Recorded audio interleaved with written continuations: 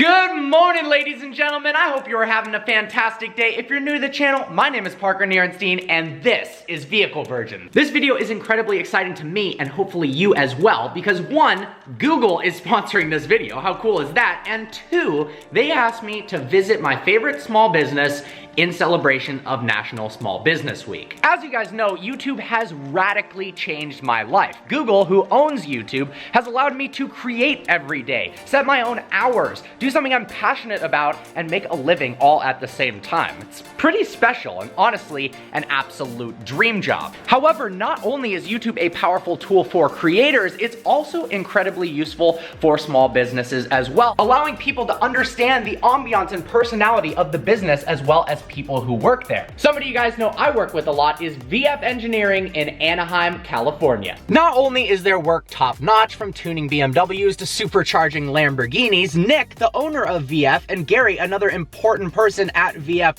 are truly exceptional people who are passionate about their product and actually care about building a long-lasting relationship with their customers. Now, I can talk about VF all I want, but how about we actually head there? Here we are, pulling into VF. They got a lot going on. Nick, good to see you. Nice to see you, Parker. How's it going? Great, how are you? I'm doing well. Well, we've got the Huracan Performante right here. Yeah? Finished our hypercharger installation. Nice. Would you like to take it for a drive? I will not turn down that offer. Let's do it. All right. Well, I figured there was no better place to do an interview with Nick than in their supercharged Huracan. Can you tell the audience a little bit about VF and what you guys are all about? Absolutely. We've been modifying high-performance cars for 20 years now, and started by supercharging some of the earlier Volkswagen Audis, and have worked our way through supercharging kit designs for Porsche 911s, Audi R8s, BMW M3s, and now Lamborghini Huracans. And I think what's so amazing about VF is a lot of manufacturers can make cars faster, but the fact that I've put 9,000 incredibly intense miles on my supercharged Huracan, I mean, you don't supercharge a Huracan just to sit there and look at it. You want to be able to experience what you've just bought, and it's been absolutely flawless. And the support from you guys has been fantastic. I mean, we design all our products from an owner's perspective.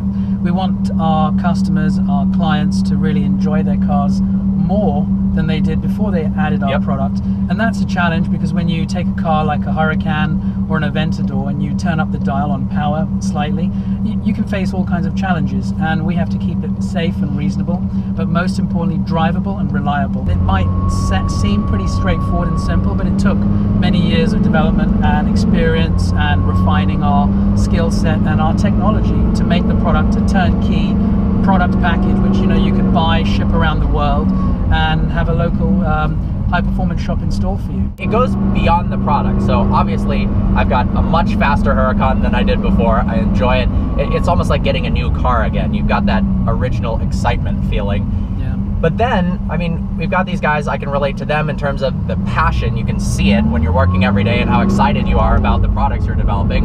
And then more than that, you guys have provided content for me, and we've had this mutually beneficial relationship. I mean, I was in London randomly, and he happened to be there, and he's like, oh, we actually have a R8 V10 supercharged that you could drive around London. And I did that, and it was awesome. Well, thank you so much for your time and allowing me to drive this. I think the only proper way to end this video is to do one acceleration pull in the supercharged Performante.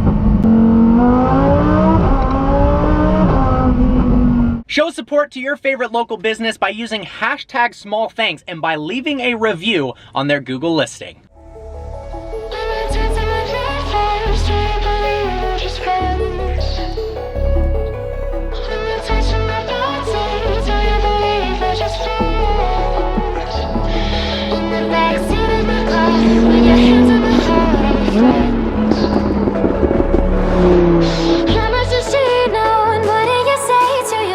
Impossible to properly review a second-generation Audi R8 without first talking about the way that it looks. When it was first released, its looks were controversial. It's more angular than ever before as compared to the first generation, which was quite smooth and beautiful. This looks more aggressive and meant for the track. Although after seeing these in person, they have grown on pretty much anyone who's seen it in the flesh, myself included. One way to differentiate the Audi R8 V10 versus the V10 Plus. Now, on the first generation car, they had a V8 and a V10 offering. On this car, they only offer it with a V10. The biggest giveaway from the exterior is the addition of that carbon fiber stationary wing on the back. Now, how do you tell it's a VF supercharged car? Well, one, if you race it and lose, it's probably VF supercharged, and two, the presence of this Magnuson supercharger on the back. In this case, it's finished in this gorgeous red color. Let's hop on inside, shall we? Alrighty, behind the wheel of the R8 V10 Plus. Let's go ahead and fire it up. We've got a engine start stop button right here on the steering wheel, which I absolutely love. Fire up that beautiful naturally aspirated V10. We've got a gear selector here to throw it into drive. Of course, steering wheel mounted paddles. Let's roll. Other than the wing, there are, of course, some more differences between the V10 Plus and the normal V10. For instance, the non-Plus actually comes standard with magneto-iriological dampers, magnetic ride shocks that are actually adjustable when you put the car in comfort mode as opposed to dynamic. It softens the suspension for a more comfortable ride because the R8 is, in a sense, both a supercar and a daily driver at the same time. Certainly, when in comfort mode, the non-V10 Plus is very, very nice and relaxing to drive. But even with the V10 Plus that has standard non-adjustable suspension in traffic at slow speeds, and even with the supercharger, it is completely manageable. The steering is nice and light. Honestly, the visibility in the R8 as compared to the Lamborghini Huracan is much better as well. Frontal visibility is larger, rear visibility is massively improved, and out of the sides as well. In the dash, we've got this full LCD display that Audi calls virtual cockpit. It's a customizable display where you can change exactly how it looks. Right now, I've got a center-mounted tachometer, so I can see my RPMs and know when to shift this 7-speed double-clutch gearbox. You can also change it to have smaller dials, a little speedo and a tachometer, and have something like the navigation front and center if you don't know where you're going. Transmission, very similar to the unit on the Huracan. One disappointment I have with the R8, no matter which version you're getting, is the paddle quality. They're these very small plastic paddles that when you click them, the response is instant. The gearbox, absolutely flawless. But the actual actuation of the paddle and the way that it feels when you flick that downshift or upshift leaves a little bit to be desired. That being said, the downshifts are telepathic in their speed, so the driving experience is certainly not too much hindered by that, but I wish they had large, nice carbon fiber paddles or something of that nature. I love the forged carbon paddles in the Performante. That's a fantastic touch. These seats are quite comfortable. They hold you in place nicely, but not too firm. I'm going over some pretty decent sized bumps, and the R8 soaks it up very well. Standard, the R8 V10 Plus comes with 603 horsepower and 413 pound-feet of torque. That's out of a 5.2-liter naturally aspirated V10. Same motor in the Lamborghini Huracan with the same power. The Non-Plus has a bit less at 540 horsepower, although it is easily tunable back to that 602. But now, of course, the car is no longer naturally aspirated. VF has gotten its hands on it, and at moderate levels of driving in the back roads, you honestly can't tell the difference between a stock and a supercharged one. Paul just passed me flying in the supercharged Performante, but it's incredible how livable such a quick car is just at slow speeds. Now, with the supercharger, we've got 805 horsepower at our disposal, 0 to 60 in 2.3 seconds, and the quarter mile in 9.9. The best part about all this is now that R8 V10 Pluses have hit the used car market, they have become a lot more affordable. How affordable? Well, you can find a decently low mileage R8 V10 Plus for $150,000 instead of over $200 with options. You get the car for $150, and then for under $200 total, you've got a supercharger kit installed, everything. You've got some extra room for a wrap, maybe a clear bra, some wheels and exhaust. And for $200,000, you've got hypercar levels of performance in a daily drivable Audi R8 V10. This car has the stock exhaust. Wow! That doesn't get old. The stock exhaust on the V10 Plus is a little bit quieter than the Huracan. I feel like it could use a little bit extra sound. But if you want something that's a little bit more low-key, you would never, ever suspect just by looking at this R8 that it's able to do the quarter mile in just under 10 seconds. Like I've said before in other videos, that's McLaren P1, Porsche 918, Ferrari LaFerrari, Bugatti Veyron Supersport levels of straight line acceleration. And then of course, the R8 V10 Plus has proven itself time and time again at the track. And because it's supercharged, it doesn't have any lag. It doesn't take away from the driving experience when you're on twisty roads or at the racetrack. All it really does is make the car more fun, and that is what supercars are all about. We're currently in dynamic mode right now. There is a drive select button located on the left side of the steering wheel. We'll go ahead and click that to toggle through the options. We've got comfort, obviously the more relaxed setting, automatic that chooses for you, dynamic and individual where you can customize the setting. Let's go ahead and put it in dynamic. Then we've got a little flag icon below that. Put it into performance mode. It is now turned off the traction control. That should give us a little bit more freedom in acceleration. Yep, there we go.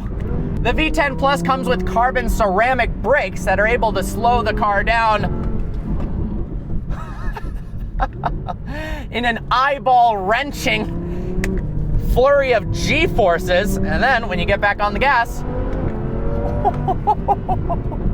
every time I drive an R8, I fall more and more in love with them. It is just so easy to drive. Anybody could drive this car, even though it has 800 horsepower, as long as you're not pressing the pedal all the way down.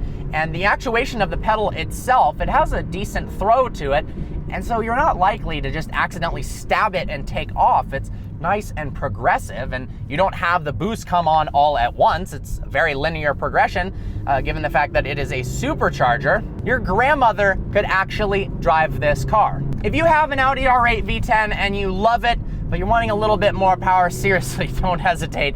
The supercharger kit, tried and true reliability, as well as guaranteed smiles. And even if you don't think your R8 needs more power, I didn't think my Huracan did. After getting the supercharger, all I could think was, why didn't I do this sooner?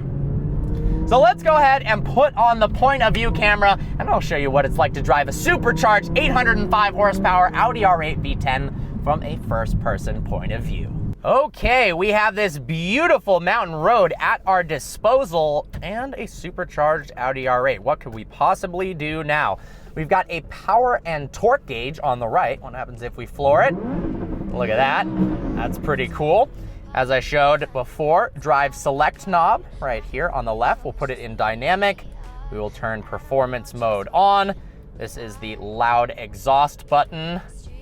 Engine sound standard or sport, obviously sport. Go ahead and put it into drive, flick it in first gear, and off we go.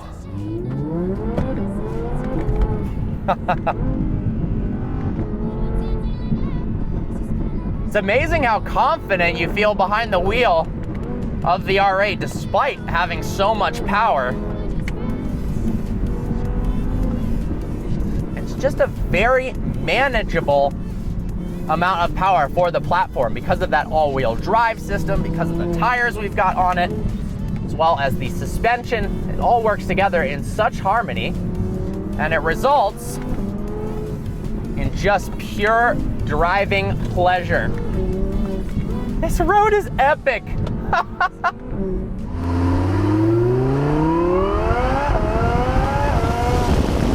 I mean, look how steadily the RPMs and speed climb in this beast.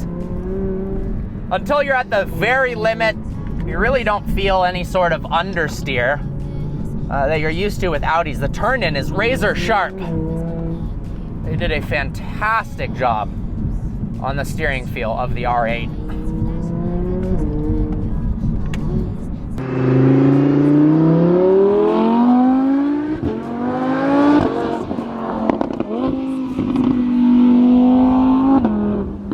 Another element I love about the R8 regarding the interior is the climate control system. We have these 3 little turnstile knobs that also house LEDs. So when I turn up the air conditioning, it actually reads out right there. We've also got buttons beneath that for max AC.